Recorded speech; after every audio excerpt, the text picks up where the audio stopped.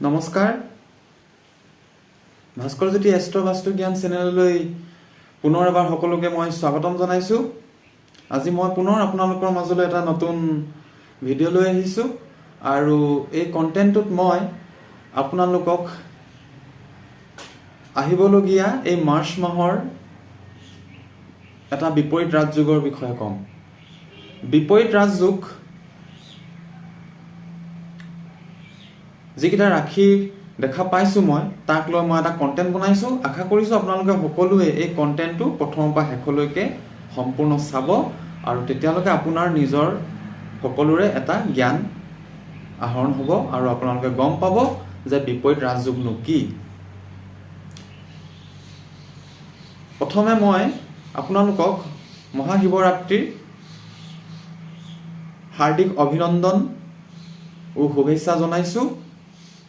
ফাগুন মাহৰ কৃষ্ণ পক্ষৰ ত্ৰয়োদশী চতুৰ্দশী তিথিত এইবাৰ মহাশিৱৰাত্ৰি উলহ মালহেৰে উদযাপন কৰা হ'ব।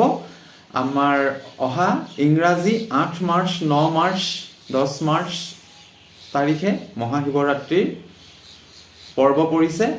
আশা কৰিছোঁ সকলোকে নিজৰ মনৰ কামনা পূৰণ হ'বৰ বাবে শিৱ মন্দিৰলৈ গৈ লাগতিয়াল সকলো পূজা অৰ্চনা কৰা সামগ্ৰীৰে শিৱদেৱক আৰাধনা কৰিব। নিশ্চয় সকলোৰে শুভ মংগলময় হ'ব, শুভ ফল পাব বুলি মই আশা ৰাখিছোঁ। মই বিপৰীত ৰাজযোগৰ বিষয়ে আপোনালোকক ক'ব বিচাৰিছোঁ। বিপৰীত ৰাজযোগ জন্মকুণ্ডলীত 4টা ঘৰ থাকে, তাৰমানে কুণ্ডলীত 4টা স্থান থাকে। এই 4টা স্থানত যেতিয়া সেই 4টা স্থানৰ ৰাশিৰ অধিপতি আহি বহে, হয় নিজৰ স্থানতো বহিব পাৰে, নহ'লে ইটোৱে সিটোৰ স্থানতো বহিবগৈ পাৰে। সেই স্থানকেইটাই হৈছে তৃতীয় স্থানটো, ষষ্ঠ স্থানটো, অষ্টম স্থানটো আৰু দ্বাদশ স্থান। এই স্থানকেইটাত যেতিয়া জন্মকুণ্ডলীত গ্ৰহ আহি বহেহি আৰু সেই গ্ৰহ ওপৰত পাপ গ্ৰহৰ দৃষ্টি পৰে, য'ৰ পৰা হ'লেও কুণ্ডলীৰ বেলেগ স্থানত থাকি হ'লেও সেই স্থানকেইটাত পাপ গ্ৰহৰ দৃষ্টি দিব লাগিব, কোনো শুভ গ্ৰহৰ দৃষ্টি থাকিব নালাগিব আৰু সেই স্থানকেইটাত কুণ্ডলীৰ কোনোবা গ্ৰহ আহি বহিব লাগিব। তাৰমানে কোনোবা গ্ৰহ আহি বহিব লাগিব। কোনকেইটা গ্ৰহ বহিব? সেই তৃতীয়, ষষ্ঠ, অষ্টম আৰু দ্বাদশ ভাৱৰ স্বামী আহি বহিব লাগিব। তাৰমানে তৃতীয়, ষষ্ঠ, অষ্টম আৰু দ্বাদশ ভাৱত যিকেইটা ৰাশি পৰে কুণ্ডলীৰ, প্ৰত্যেক কুণ্ডলীৰে প্ৰত্যেক জাতক জাতিকাৰ তৃতীয়, ষষ্ঠ, অষ্টম আৰু দ্বাদশ স্থানত ৰাশি থাকে। সেই ৰাশিকেইটাৰ স্বামী আহি সেই তৃতীয়, ষষ্ঠ, অষ্টম বা দ্বাদশ ক'ৰবাত যদি অদল বদলকৈ বহে আৰু তাৰ ওপৰত যদি আকৌ ক'ৰবাৰ পৰা পাপ গ্ৰহৰ দৃষ্টি পৰে কিন্তু কোনো শুভ গ্ৰহৰ দৃষ্টি থাকিব নালাগিব, তেতিয়া কি হয়? এটা বিপৰীত ৰাজযোগ হয়। আৰু এই বিপৰীত ৰাজযোগত ধন টকা পইচা দি যায়। এটাই বস্তু দি যায়, সেইটো হৈছে ধন টকা পইচা, পাবলগীয়া পইচা। আৰু আপোনালোকৰ যদি কোনোবাই ঋণৰ কাৰণে আবেদন কৰি আছে বা কোনোবাই যদি কিবা মাটি বাৰী বিক্ৰী কৰিব চেষ্টা কৰি আছে বা কোনোবাই যদি কাৰোবাৰ পৰা ধন টকা পইচা পাবলগীয়া আছে, এই সময়খিনিত যদি আপোনালোকে ট্ৰাই কৰে তেন্তে নিশ্চয় আপোনালোকৰ শুভ মংগলময় ফল দিব, কেৱল ধন টকা পইচাৰ ক্ষেত্ৰতহে। মই প্ৰথমে আপোনালোকক বুজাই দিলোঁ বিপৰীত ৰাজযোগ কি। আপোনালোকে যদি বুজি পোৱা নাই তেতিয়াহ'লে নিজৰ ৰাশিকেইটা আছেনে নাই এইকেইটা চাই ল'লেও হ'ব। মই পোনপ্ৰথমে আপোনালোকক এই বিপৰীত ৰাজযোগৰ বিষয়ে ক'ব গৈছোঁ। প্ৰথম মই ক'ব বিচাৰিছোঁ আপোনালোকক মেঘ ৰাশি। মেঘ ৰাশিৰ দ্বাদশ স্থানত এই বিপৰীত ৰাজযোগ হ'ব। কোনো শুভ গ্ৰহৰ দৃষ্টি নাই দ্বাদশ স্থানত, কিন্তু এটা পাপ গ্ৰহৰ দৃষ্টি আছে। সন্মুখৰ পৰা কেতুৱে দৃষ্টি দি আছে, সপ্তম দৃষ্টি দিছে।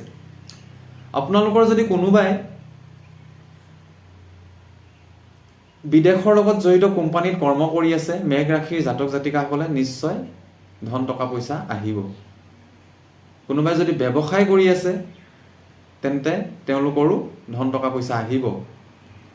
আৰু কাৰোবাৰ যদি কাৰোবাক ঋণত পইচা দি ৰাখিছে বা কাৰোবাৰ পৰা পাবলগীয়া আছে তেন্তে নিশ্চয় এই বিপৰীত ৰাজযোগত আপোনালোকক সেই ধন আপোনালোকে চেষ্টা কৰিলে সেই ধন ঘূৰাই পাব আপোনালোকে, আৰু আপোনালোকে চেষ্টা কৰাটো উচিত। আৰু মই এই সময়টো আপোনালোকক কওঁ, এই সময়টো হৈছে 8 মাৰ্চৰ পৰা 26 মাৰ্চলৈকে, এই 18-19 দিন বিপৰীত ৰাজযোগ মেঘ ৰাশি বা জাতক জাতিকাৰ এই বিপৰীত ৰাজযোগ থাকিব। কিন্তু সাৱধান এটা ক্ষেত্ৰতে ল'ব লাগিব, আপোনালোকে স্বাস্থ্যৰ ক্ষেত্ৰত সাৱধানতা ল'ব লাগিব। এই বিপৰীত ৰাজযোগত আপোনালোকে পৰাক্ৰম কৰিব লাগিব, শত্ৰুকো আপোনালোকে এই সময়ত পৰাভূত কৰিব পাৰিব, বিশেষকৈ নিজৰ কৰ্মৰ যোগেদি আৰু নিজৰ উপস্থিত বুদ্ধিৰ যোগেদিহে কৰিব লাগিব। তেতিয়া আপোনালোকৰ ধন টকা পইচা ঘূৰি আহিব। এইটো কেৱল মই ধন টকা পইচাৰ কাৰণেহে কৈছোঁ, কিন্তু আপোনালোকৰ খৰচো হ'ব তেনেকৈ। মই কেৱল ধন টকা পইচাৰ ক্ষেত্ৰতে বিপৰীত ৰাজযোগৰ কথা ক'লোঁ, কিন্তু স্বাস্থ্যৰ ক্ষেত্ৰত সাৱধান, স্বাস্থ্যৰ ক্ষেত্ৰত অলপ আপোনালোকে সাৱধানতা অৱলম্বন কৰিব। ইয়াৰ পিছৰ ৰাশিটো মই কৈছোঁ মকৰ ৰাশি। মকৰ ৰাশিৰো এটা বিপৰীত ৰাজযোগ চলি আছে। ভাগ্যৰ যোগেদি ধন আহিব আৰু আপোনালোকৰ কৰ্মৰ যোগেদি, পৰাক্ৰমৰ যোগেদিও এই ধন টকা পইচা আপোনালোকৰ হাতলৈ আহিব। আৰু ক'ৰবাত যদি আপোনালোকৰ ধন টকা পইচা কাৰোবাক দি থৈছে, তেন্তে হ'লে আপোনালোকে এই সময়খিনিত চেষ্টা কৰক 8 মাৰ্চৰ পৰা 26 মাৰ্চলৈকে এই 18-19 দিন নিশ্চয় আপোনালোকৰ ধন টকা পইচা ঘূৰি আহিব। বিপৰীত ৰাজযোগে আপোনালোকক সেইখিনি সুযোগ দিছে এই দিনকেইটাত। মই যি তাৰিখটো ক'লোঁ এই মাৰ্চ মাহত, কিন্তু আপোনালোকে উপস্থিত বুদ্ধিৰ যোগেদিহে কৰ্ম কৰিব। বল যোগেদি আপোনালোকে কৰ্ম কৰিব নাযাব, নিশ্চয় সহায় কৰিব। আৰু কিন্তু আপোনালোকে স্বাস্থ্যৰ ক্ষেত্ৰত সাৱধান হ'ব।